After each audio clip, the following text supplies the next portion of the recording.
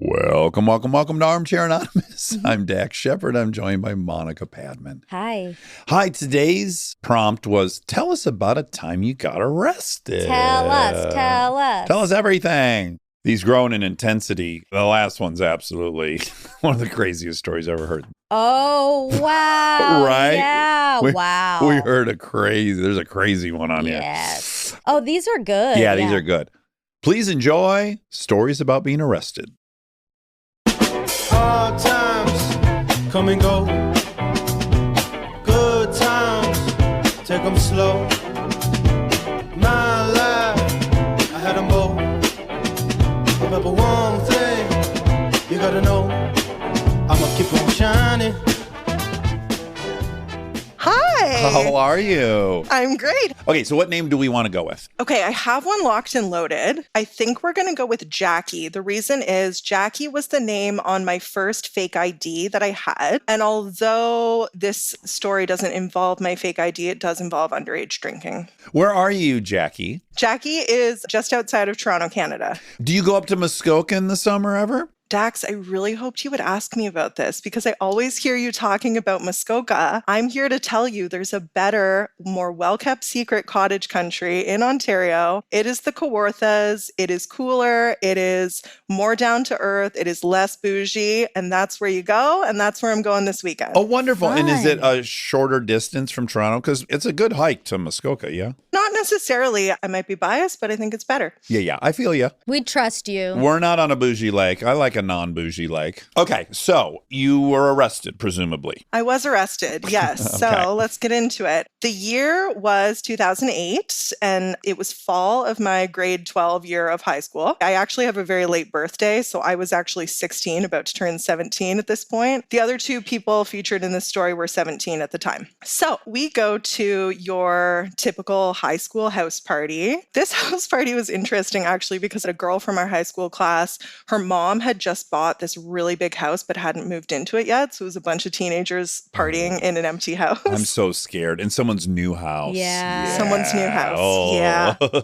Party goes on, drink, fun, party. Night ends, and myself, my high school boyfriend, and his friend, we decide we're going to take a cab home from this party to my boyfriend's house. I looked it up for this. It was like a 3-kilometer cab ride. Probably would have taken 35 minutes to walk. This is well past midnight. It's fall. It's cold. I'm already proud of you guys. You didn't choose to drive. Also, that's 1.8 miles for non-kilometer people. I remember it was a minivan cab. So I get in, I'm sitting behind the cab driver. My boyfriend is sitting in the back seat next to me. And then his friend is sitting in the front seat next to him. The cab pulls out of the driveway and the doors lock, and the cab driver goes, "You need to pay me $200 cash right now, or I'm driving you to the police station and turning you in for underage drinking." Blackmail right out of the that? gates? That feels illegal. The house is in sight. I'm like, look, we've got whatever amount of cash. It was probably like $40 between us. I'm like, we'll give you this. Please just let us off. We'll find another way home. The whole ride probably would have been max of $15 cab fare. He child locks the doors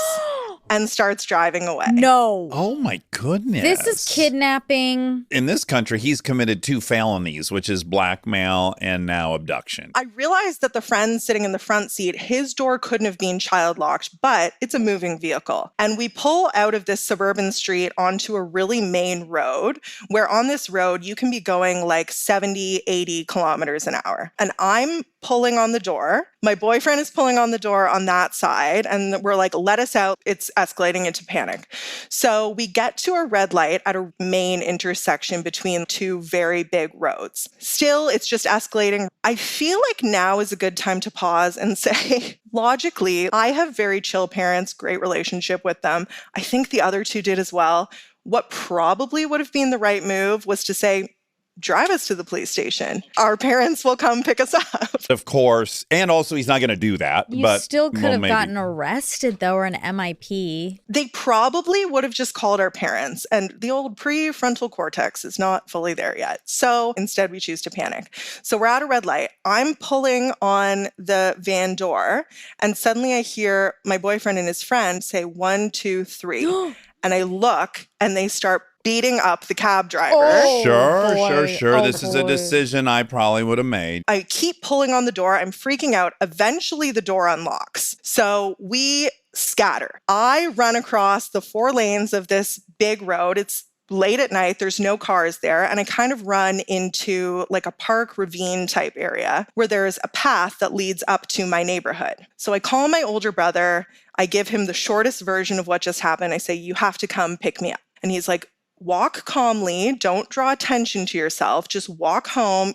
I'll meet you. So I'm walking around the corner, walking down this street next to ours, and my brother pulls up. I'm about to get in his car, and a cop car pulls up behind us. The one detail I really don't remember is what initially they said to me. If they said, were you at a party? Were you in a cab? But next thing I know, I am up against my brother's car and they're saying, you're under arrest, hands in cuffs. He just says, okay, I'm going to go home. I'm going to wake up mom and dad. Just be calm. Immediately, I'm in the back of the cop car. It's 2 male cops. And I remember they just start asking me questions. And it never occurred to me for even a second that I didn't have to say anything. Right, Oh, I know. sure. I would not think that in the moment either. It's like you're in handcuffs, so you feel like you have to answer them. They've got questions, I've got answers. Yeah. And it's just like, who were you with? What's your name? What's his name? What's his middle name? What's his birthday? What was the address? Everything. And I'm just word vomit. You rolled over on everyone. I did.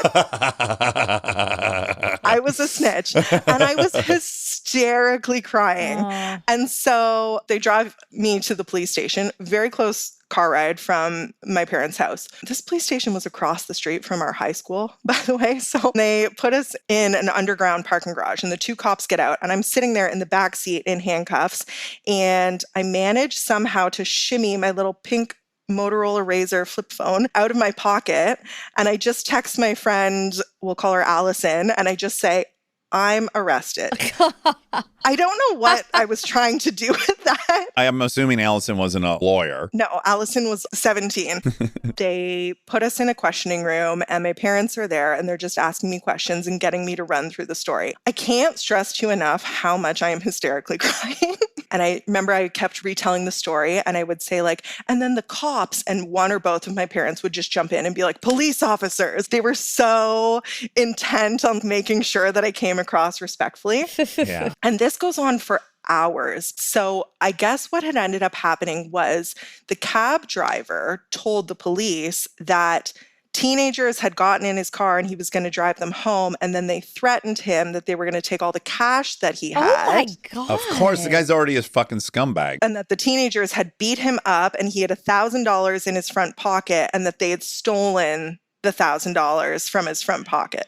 This is pre-rideshare. So this was the only cab company around and they had a reputation for not being the greatest. Eventually, they pull my parents to another room and they're like, look, this could have ended really differently. Thank goodness everyone's under 18. Your daughter was in the wrong place at the wrong time. We're going to let her go without any charges, but you got to button this down. And they've taken a written statement. We go home and I remember just being like so thirsty. And my mom was like, you've just been bawling your eyes out for 6 hours straight. Yeah. What ended up happening, I was fine, no charges against me. The other 2, probably thanks to me and my word vomit in part, ended up going to court, where in court, they read the written statement that they had taken at the police station. And there literally was like, and then we were in the cab, sobbing break. And then we were pulling on the door, sobbing break. They ended up getting, I believe, a year probation, community service, and court imposed curfew. As for my parents, they were just like, maybe we just do like an 11 p.m. curfew and cool it on this boyfriend. Wow. And the cab driver, everything's groovy with him. He doesn't have to deal with anything. I honestly don't know if he ever got charged with anything. I know that very quickly they were like, buddy, nothing got stolen from you. No one makes $1,000 in this I mean, town. isn't that illegal too, to like false lie? statement? Yeah, this guy's got like 3 felonies. What's interesting is my husband, there's a few people in his family that are police officers, and I've since recounted this story to them, and they're like, there are so many parts of that story that is just like not how that should have gone down at all, but that's how it was. Oh, man. Scary. Now, am I right in that Canada is definitely looser about younger people drinking? I mean, the drinking age, at least when I was growing up, was 19. Is it still 19? Yeah, so it's 19 in Ontario. So we were just shy of that. I've never in my life known anyone who got any sort of charge for being caught drinking underage. It's really just at worst, maybe the drunk tank. So what would have made so much sense is I just say, take me to the police station, and my parents would have come and picked me up. And I reached out to both my parents to validate some details on this story. And my mom immediately was like, you weren't arrested. You were just brought to the station for questioning. And I was like, Mom, when they put me in cuffs in the back of the car and said, you're arrested, I was arrested. Yeah, I'd go along with that. I mean, I don't know the technical definition, but yeah, you were arrested and then let go. Arrested, not charged. They said you're under arrest. So that was me under arrest. Oh, what a harrowing story for a 16-year-old. I will say to this day, I don't love a cab. When rideshare came along and it was like, you can track where you're going, who you're with, all the safety features, I was for that. So I can't say I'm totally unscathed. It's kind of still there, but yeah, it's a story now. And how long did you stay with the boyfriend? Oh, that ended pretty quickly. Was he a bad boy? He wasn't the greatest. Okay. He wasn't a good boy. We might have to spank his butt. Well, I don't know about that.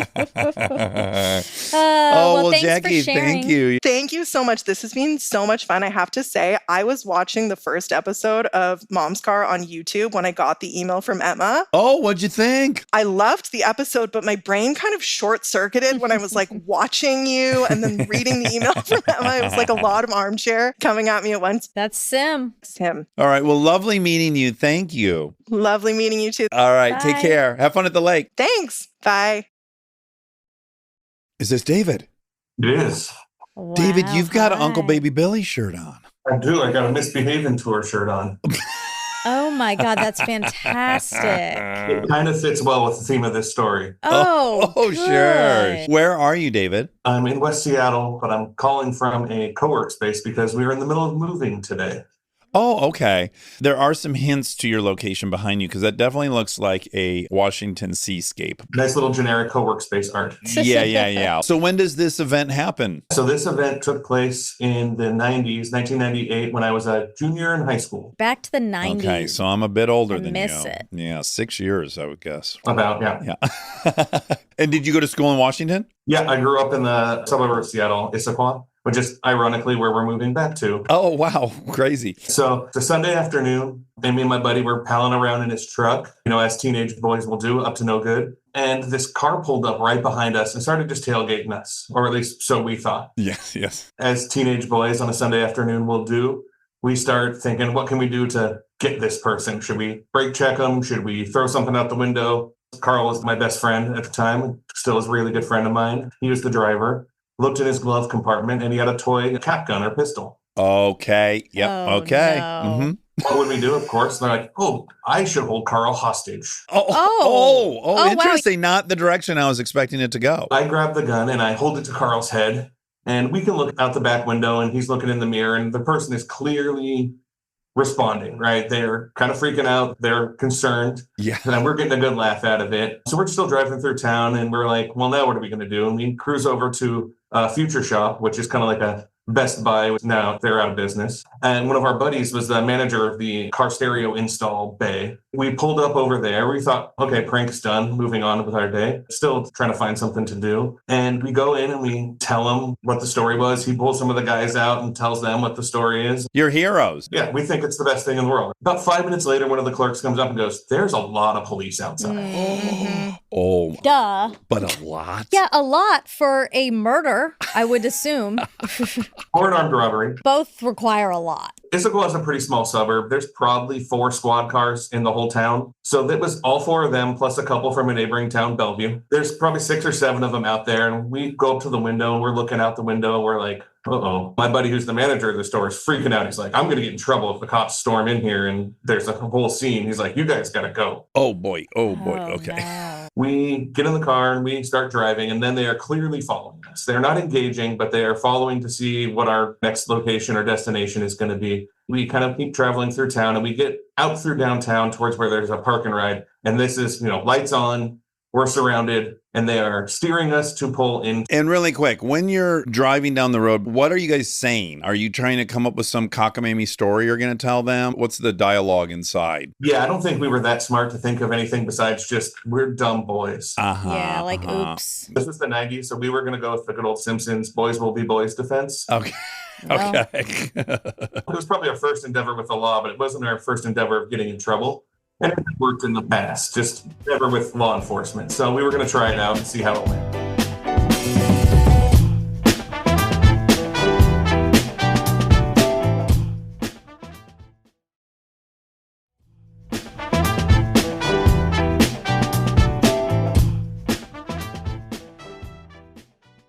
So we pull into the park and ride, and they surround us, and we are facing a concrete barrier, so we can't go anywhere.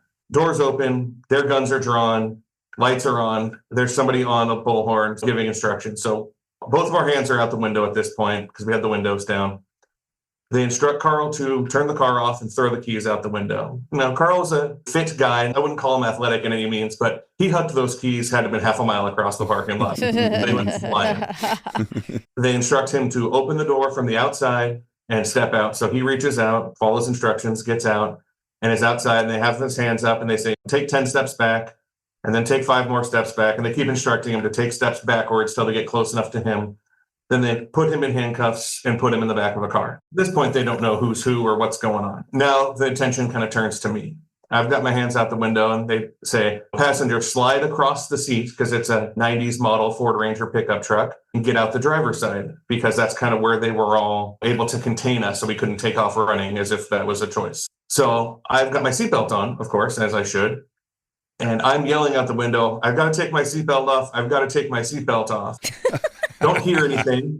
So I just slowly reach for it and I hear a shotgun pump. Oh my God. And I throw my hands back out the window. Almost an unauthorized evacuation, but not quite. Sure. Could have been a double whammy prompt. One of the other cops yells, seatbelt, seatbelt, seatbelt. So they all kind of calm down. Oh, boy. Then they say, take your seatbelt off and slide over. So I reach down, take my seatbelt off, slide across the truck, get out, do the same thing, hands up, back up, follow the instructions very clearly. And they put me in handcuffs and they put me in the back of a different squad car at this point. But now they've kind of got the scene controlled. So at least the tensions feel like they're down a little bit. So they get us in the back of the cars. First, they're talking to Carl to understand what happened. I can see what's going on. There's 2 cops standing outside of my car. They're talking to him. Feels like a while, but who knows what time is at this point. They're done talking to Carl. They come over to me. They're talking to me, and we're telling the same story. We're like, listen, this guy was tailgating us. We thought this would be funny. And they're like, what possibly would make you think that this is funny? And we're like, I don't know. They are in his car, tearing the car apart, looking for a gun at this point. They find the toy gun, but they're like, the driver said it was a real gun. We're like, it wasn't a real gun. It was this cap gun. After however long it is, they finally believe us. So they get us both out. They get us next to each other. They take the cuffs off. And then the local sergeant, who both of us actually became semi-friends with after the fact, is just laying into us. Like, what is wrong with you? You've taken up all these resources. You could have gotten your head blown off pointing at me. Yeah, scared straight. It's 1998, so there's no cell phones. So now they got to figure out how to get a hold of our parents because we're both minors. So they call Carl's parents. No one's home. They leave a very detailed message. They call my parents. No dice. They wait a little bit. They try it again. Nothing. So they finally decide they're going to let us go on the caveat that they are going to follow up continuously until they get a hold of an adult to confirm that the message has been relayed. So we get on the road. We start strategizing. We're like, okay, let's go to Carl's house first because his parents are going to get home first. And we got to get to that answering machine. Oh, wow. So your plan is to now try to prevent either parents from knowing. Yes and no. We were going to delete the message so we could paint our story. Okay, okay, yeah. Great. Because we knew they were going to call back and talk to him. So we wanted to get our story out first before they got to him. We erase it. His parents get there. His dad was a tough SOB, not a happy camper. Yeah. So much so later in life, we had some other challenges. I moved away, and every time I came back to visit, I would get a call from his dad saying, I don't want my son or you to end up in the hospital or in jail tonight. Okay. Fair. He was worried. I'm sure you have it with Aaron. When you get together, the little devil on your shoulder just says, yes, do it. Sure. There's nothing saying, no, don't do it.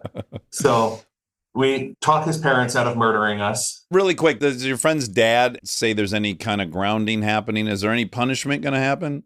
I want to say it was 3 months, maybe 6 months. At that point, we were never allowed to see each other again. I mean, he was a groomsman in my wedding, so clearly that didn't last. But Sure. it was a while before we were allowed to see each other outside of school. Get to my parents, and it's pretty much verbatim, right? It's the same thing. It's, you're an idiot. They're just both laying into us. We're kind of playing it off. We didn't quite think about how serious it was, probably until about 5 or 6 years ago. We're like, this is actually probably a pretty serious thing. And then that's where kind of the fact that we lived in a very white suburb and we were two white teenagers kind of checked in, and we're like, we were probably pretty privileged in this situation. If we were not where we were and who we were, that could have ended very differently. Yeah, anytime you got 8 guns pointed at you, it can go wrong very easily. Yeah, and then it kind of carries along. He was in my wedding. We were getting married in Chicago. My wife and I, about 11 years ago, we actually just celebrated our 11-year anniversary. Congrats. At the rehearsal dinner, Carl opened up his wallet and took out the newspaper press clipping and read it to all of my in-laws and my wife. Wait, is this the caller too, Rob?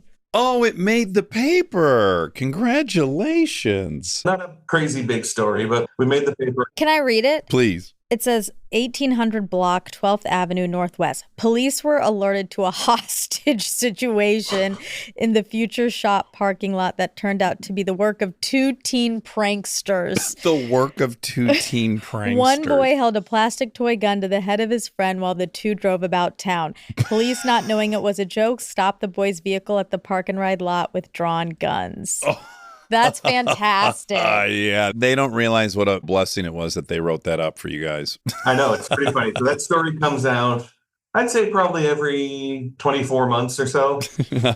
Classic tale. I hope you have it framed in your home. I actually don't have a copy. That's Carl's copy, and he carries it in his wallet still. So I asked him to take a picture out and Well, send it tell to them to me. laminate it at least. Well, we already know Carl's kind of playing Willy-nilly it with fast the and rules. loose. Oh, well, David, What that's a- wonderful. what That's a such a ride. teenage story. Well, I want to thank you guys so much. She would absolutely murder me if I didn't give Jen a shout out. She's been talking forever about this story and how it's going to be on Armchair and how she's excited to pop in, but can't because she's at home with the movers. Well, Jen, we love you and we thank Yeah, you. Shout out. Yeah, big time. You're pretty much the source of all of our news and all of our culture, Uh-oh. for better or worse, right? Thank Well, David, you. it's delightful to meet you. All right, have a good one. All Thanks, guys. right, take Bye. care. I hope their move goes smoothly. Me too. That's all you can hope these days. Moves are tough. You know Ooh, what's moving interesting stories. about Oh, that's a good one. Rob, write it down. Write it down. We do have to pick today. Oh, I'm great. gonna Moving spank stories. your Do you want to do military stories? I'm Uh-oh. gonna bang your butt, cherry red. Hello, is this Laura? Yes, it is. Oh, I have such a sweet spot for the name. Oh, that's nice to hear.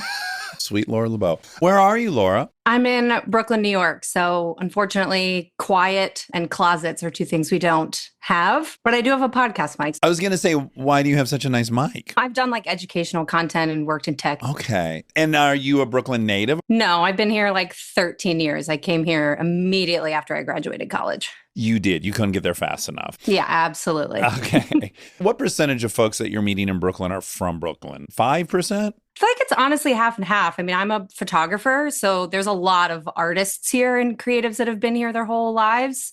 So I feel very blessed to know a lot of natives and a lot of really cool transplants. We know almost nobody from LA. Jess.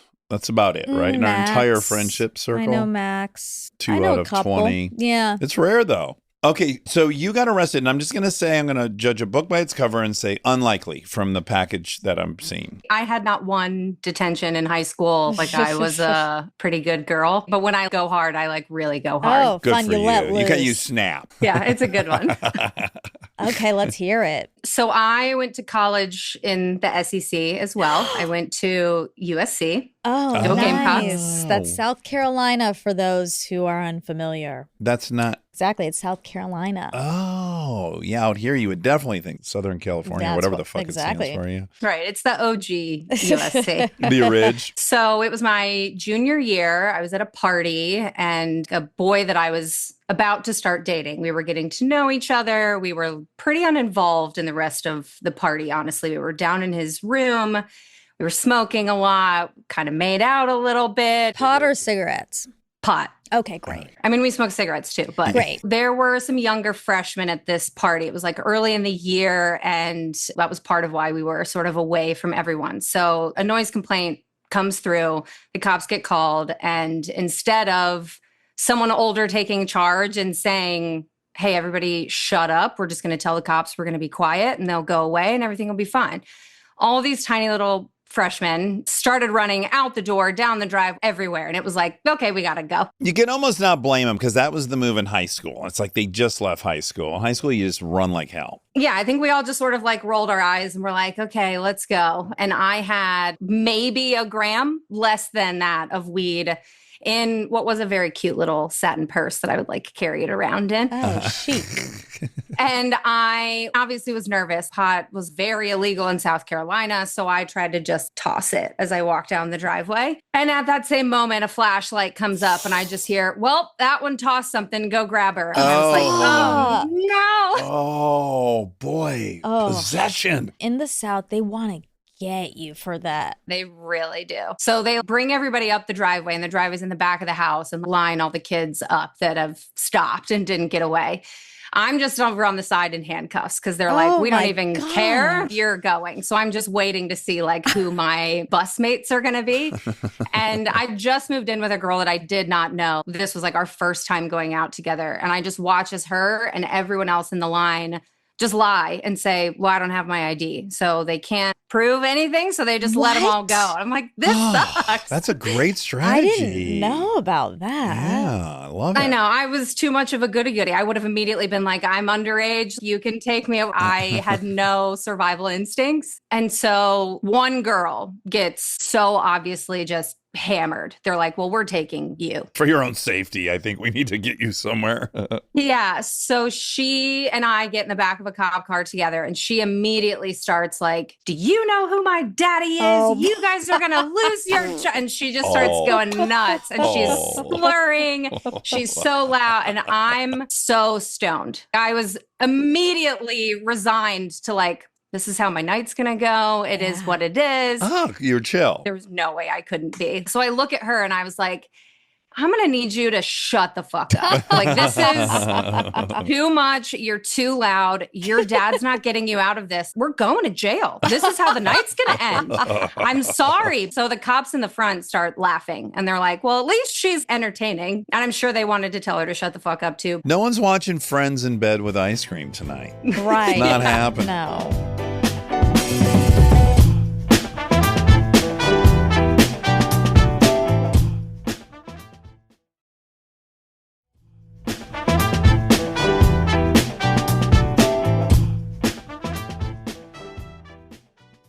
So they unfortunately don't take us straight to the jail. They take us downtown to the bars to collect more children before they drive all the way out to where the correctional facility is. Oh, my Lord. And what kind of vehicle are you in? Just a standard cop car? Or are you like in a van? First, it was a cop car. They wanted to load up a van, and then the van takes everybody out to the woods where the jail is. So it was like, you know, cool, nobody will see. And then all of a sudden, we're in downtown in the middle of all of the bars in a parking lot. And I'm just standing there in handcuffs. And the cop is like, all right, well, I'm going to take your ID out and start some paperwork to save time later. And I was like, great, you do whatever you want, man. And he pulls out an ID, and I just burst out laughing. And he looks at me and is like, what now? And I'm like, that's not me, man. Fake ID. And he's like, what? And I was like, I don't know what to tell you. Like, it is what it is. And he's like, who is it? And I'm like, I don't know. Some girl from New Jersey. You can clearly see her name. And he just starts laughing, and he actually put it back in my purse. Okay. You really endeared these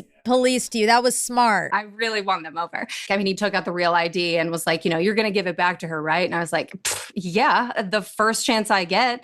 So we get to the jail. They take us all out, start to do the processing, and I'm still stoned and just like, what an interesting adventure this will be. I don't know how any of this works. I hope the food's good. I also just sort of assumed I'd be in a drunk tank with everybody else, but weed is another game. I'm getting booked. Like, I'm going to a cell. I get, you know, separated from people for smaller than a penny.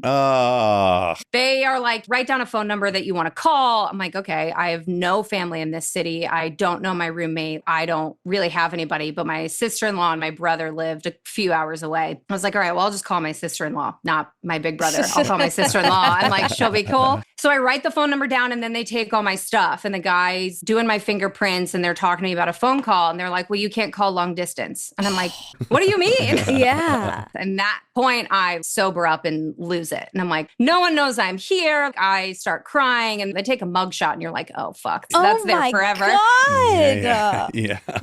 I'm freaking out. The guy taking my fingerprints is like, what's wrong? And I'm like, well, besides this, I can't call anyone. I still have the piece of paper with my sister-in-law's phone number.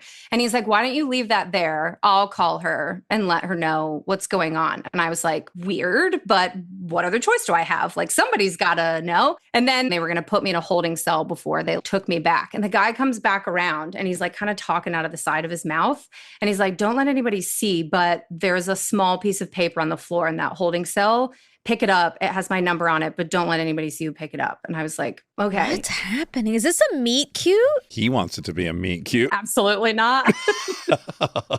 If this is the only human that's going to have contact with anybody, like, you got to do what you got to do. So I very casually sit on the floor of the holding cell, like I'm trying to relax, and just put this tiny piece of paper in my pocket like it's the only thing that I own in the world. And they like take me back to a cell. I think I like blacked out for the rest of the night because I have very few just sort of photographs of memories of being in a cell.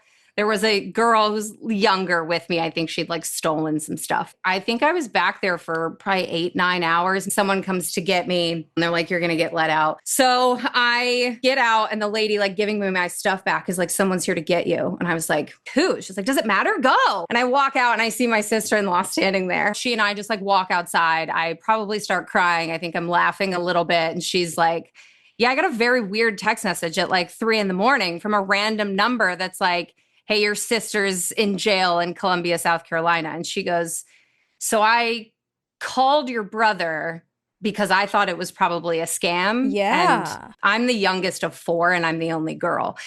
So they all got into all sorts of trouble and I was very good. And he was like, yeah, she's in jail. You got to go get her. It's about time she got in trouble. She comes and picks me up. I was supposed to start a job that day at a restaurant. And I was like, yeah, that's not going to happen. So I called out, said I was sick. And my sister-in-law and I were like, all right, we're just going to watch crappy TV and get food. So we go to get food and my debit card gets denied. And I'm like, well, that's very weird. Obviously, I was supposed to start a job, but like I've got some cash. So I go home, log into my bank online and see that it has been completely emptied and someone paid a utility bill with my debit card. What? The only people that had possession of anything of mine, because I got everything back, were the people that worked at the jail.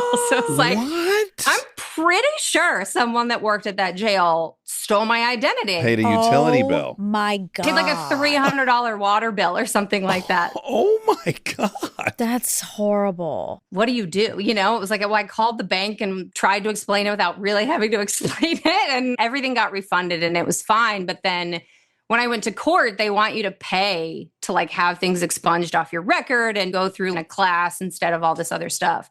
And I just looked at the judge and was like, I'm not paying for that. Someone that works for you stole all of my money and none of you wanted to investigate the address that the bill was paid for. And the judge was just like, yeah, how's community service sound? And I was like, I think that sounds great. Wait, what was on the piece of paper that he left? Yeah. His phone number, but it was like, I don't need to call you. Like, she'll either be here or she won't be here. This feels like a very corrupt situation because I think he was know. hitting on you and Me then I think they too. stole you. I think he also stole your money and hit on you. Wow. Well, he was like, eventually we'll be married, so it's my money. Oh, that's generous. That sucks. So what was the outcome of the charge for possession? Did they throw that out? After about 6 months, I had a certain amount of time to complete the community service. And I turned in that paperwork and then just never looked myself up in that system again. Because it was like, I'm not going to live in this state. So I don't think this is going to matter. And I was also really hoping that weed would be legal eventually. And Yes. it also wouldn't matter. So I left the day after I graduated and I've never stepped foot in Columbia again. I go to South Carolina often, but not Columbia. Oh, Man, yeah, possession, corrupt. possession, theft, meet cute. And then I actually waited on the cop who arrested me at that restaurant that I started working at like a month later. He was hammered. It was his birthday. So I like took him a shot and was like, hey, do you remember me? He's like, yeah, weed, right? And I was like, yeah, totally. Oh, but Oh he my didn't hit God. on you then. No, so maybe I'm different wrong. guy. Yeah, this was one of the cops that arrested me. Oh, okay, not the one that gave you his number. No. That was a fingerprint guy. Thanks for sharing that. Yeah, have you been arrested since? I bet not. No, I have not. No, okay, good. Knock on wood. One and done. Well, it's lovely meeting you, Laura. Yeah, thank you. Have a good day, guys. All right, take Bye. care. This is a double whammy, Bonnie. Oh, that's always fun. Bonnie and Clyde.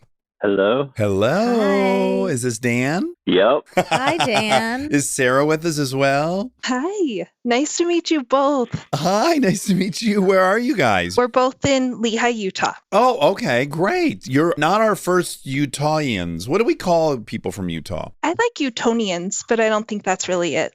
I think I made that up. That is really nice, Utonians. And you guys have an arrest story, and it's a team, and this is only the second time we've interviewed two people at once. So this is very exciting and novel.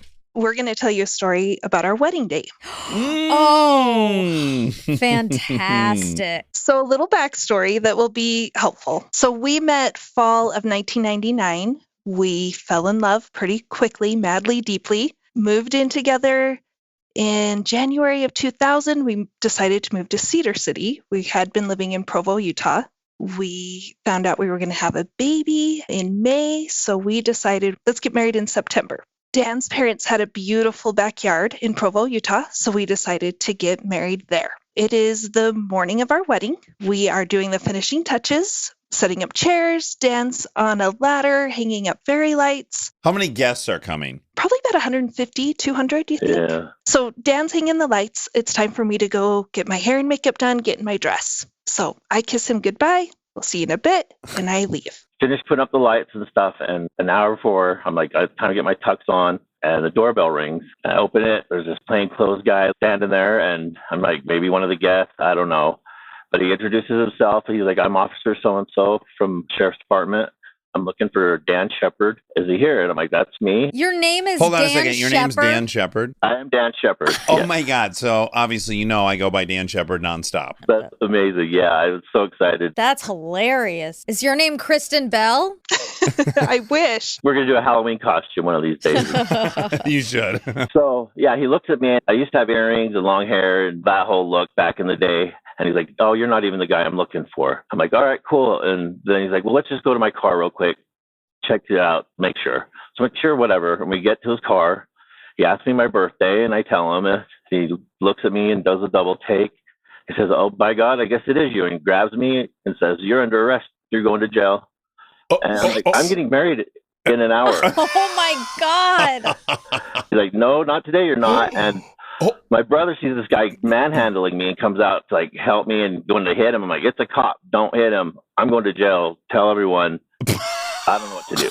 Oh my God. What the fuck? They didn't say like you're arrested for. After he grabbed me, I'm like, what am I being arrested for? He said for absconding from probation. Because I'd moved to Cedar City. Back when you went to jail for marijuana charges and stuff, I had a possession thing I was dealing with. And I was working. I didn't think I was hiding. And I guess they put your wedding announcement in the newspaper back in the day. So we did that. Oops. And they checked that. And that's how they knew I would be in town and Oh, where that's I would be. so anti-love. I know. Ugh. But also, he must have stuck out like a fucking sore thumb in Provo with long hair and earrings everywhere. He could have let you guys get married, could have watched the wedding from behind, and then he would have felt butterflies, and then it would have been like, oh, these people are nice. It'd be really cute if they put them both in the back of the cop car and then wrote "just married" in soap on the cop car window, and then they got to drive through town. There's more. There's more to this story. Okay. So, yeah, they get me to the jail, book me in, and they're laughing about my wedding thing. And they said, there's roses out front. They can get married in the front of the jail. And I'm like, yeah, that's not happening. I didn't know what was going on. And so I'm just sitting in jail. Somehow my dad works his magic with the judge that's marrying us to get a sheriff to be my best man pretty much and get me out for an hour, get married. Stop it. And come right back to jail. No. Yep. I had a best man as a sheriff. He had a handcuff tie pin. Oh my God. Wait, Dan, there's more. So Dan's sitting in jail, finds out there's a chance he can get out. I'm coming back to the venue in my wedding dress, makeup, hair done. We don't have cell phones. So I have no idea what has happened. So I walk in and nobody's looking at me in the eye. I'm expecting everyone's going to be like, oh my gosh, you're so beautiful. Oh no. Like it's just panic and anxiety and nobody's talking to me. So I think, okay, last time I saw Dan, he was on a ladder hanging lights. Did he fall? But then nobody else is gone, just Dan. So then I think he left me. Oh my God. Like he left you at the altar. Yeah. My sweet mother-in-law grabs me and takes me outside, and she explains that Dan had been arrested. But that my father-in-law had worked his magic and worked this out, that he can get out. He's going to have to go right back. Do you still want to get married? Oh my God. I'm pregnant. I'm dressed. Guests are arriving by this time. And I'm like, yeah, if you can get them here, let's do it. Wow. Why not? So then Dan shows up. With a sheriff. Okay. Wow. Yeah, and shackles in the prison garb. There's a sheriff's van in the driveway. He watches me get my tux on. He's like, if you're good, not a problem. If you try anything, I'll take you down in front of everybody. I don't care. So Sarah couldn't even come near me to kiss me. Oh my God. This is insane. We have the service, the saddest wedding pictures you'll ever see in the album. I want to see those smiling. pictures so bad. What are the guests saying? Clearly, you've all talked to them since. Like, what were they thinking? Like, what is she doing? Oh, for sure. And I have to give my family such credit because my parents were just troopers. I got to be honest. If one of my daughters marries a guy that gets arrested during the wedding, I'm going to be a little nervous. No, but you knew what it was for, right? I did. And when I found out he'd been arrested, I thought he left me at the altar. So honestly, I was so relieved. Yeah, thank God he was arrested. Yeah, he still loves me. Was there video being run? Did anyone record it? We did. And we do have some pictures. I almost sent some into Emma, but I think they were strategically trying not to get the sheriff. But I would love to see his video of it, and then the moment overtook the sheriff and he's crying as Dan's best man. That would be the dream. What if like he gave in the a movie, speech? gives a toast. I've only known Dan for 36 minutes, but I gotta say, This love is so pure. Oh, yeah. Okay, so you say I do. Do you get to kiss at I do? We do. Do you have like one handcuff to him? He had let me out of the cuffs, had a tuxedo on. I looked good, but yeah, we're just sobbing. I don't remember any of the ceremony at all. Right after the nuptials are done, does he then take you to put you back in the jumpsuit? Yeah. You had to change out of your tux and get in the jumpsuit. And so did you just party without him? A little awkward, right? And I didn't really want to be at the reception alone and have to kind of explain everything. So my girlfriends and I, we just left and I hung out with them for the evening. Oh, wow. Oh my God. This is such a disaster. I love what a disaster. Like, we could have had a prompt, like, worst wedding you've ever been to, and probably 3 or 4 people from your wedding would have submitted. Maybe. I'm sure there were bets on the way home of like, that marriage is not going to last 5 months. Yeah, you can't do the first dance or anything. Also, weddings are expensive. You wasted all this money. They were filming guests congratulating us, and someone's like, how amazing, spend your time together, wait to have children, and someone leans over and whispers to her, children are such a blessing, congratulations. This whole, from beginning to end, is just an absolute disaster. Wow. When you drove away in the paddy wagon, did people stand on the yard and like wave to you? Or? Yeah. We said a prayer goodbye, and there's a dog door, and I like actually considered, I'm like, I could climb through there and get out of here. And how long were you in the clink? 2 months. No, Are you from the serious? moment you got married, you sat in jail for 2 months? Yeah. For fucking weed possession. Violating probation, absconding, yeah. Holy shit. We added it up. He probably served in total 2.5 years over other charges, always for less than an eighth of weed, probably. Yeah. All possession charges. And What a is fucking waste insane. of money. There's so many other fallouts from it, but just what a waste of manpower. 2 months right after the hour-long wedding. Wow. So when you got out, then of course, Sarah, were you there to pick Dan up? Of course. And did you go on a honeymoon? We did finally get our delayed honeymoon. I've always given him so much shit for this date, but I've told him, okay, it's worth it now. I get to meet Dax and Monica. I love them. Well, you owe him a real big one, though. You really have some leeway to fuck up majorly and put him through for a couple months. That's how I knew she was a keeper, though. Yeah, that's incredible. Wow, man. 2 months after that. That's insane. In Provo, or did they send you out to Salt Lake or something? In Provo, yeah, you go down south. Weed was just a big deal back in the war on drugs days, and they did not play around. And were most of the folks in there with you also serving weed? Yeah, it'd be rare it was something like a DUI or anything else. He got 3 visits a week. So, of course, I was there every day that I could be. And the guards, at first it's like a half-hour visit. But as time went on, we had like 2-hour visits. I think they were like, these guys are just in love. We're going to let them talk. Oh my God. Wow. This is a great story. You guys, this is weirdly one of the sweetest wedding stories I've ever heard at the same time. It's romantic. Yeah. You guys made it through. We did. I was just thrilled she was still going to marry me, and it happened. And the inmates, when I came back, they're like, "Did you consummate your marriage?" I'm like, "No." Like, "Well, you're not really married." I'm like, "Well, she's pregnant. I think we're good there," but still giving me shit about it. Oh, that's so funny. Oh my God, what a story. Great story. Mind Thank blowing. you so much for sharing it. Yeah, that was great. Thank you, guys. Our pleasure. Thank you. All right, Really well, nice you guys, to meet both of you. Yeah, keep going strong. Keep doing what you guys are doing. You're changing lives. Okay, thank you guys. Bye. Oh, wow. That was epic. Unexpected, a wedding arrest story. Woo. I loved it. And they get to hear them really both. Romantic. It was. And her going, hold on, Dan. There's like the way couples tell stories. So great. It's so great. 25 years. That's a big hurdle It to is. overcome, and they did it. Well, that was lovely. Yeah, lovely arrests. Good job. Good job, everyone. Try not to get arrested. Love you. Love you. Do you want to sing a tune or something? We don't have a theme song. Oh. Okay, great.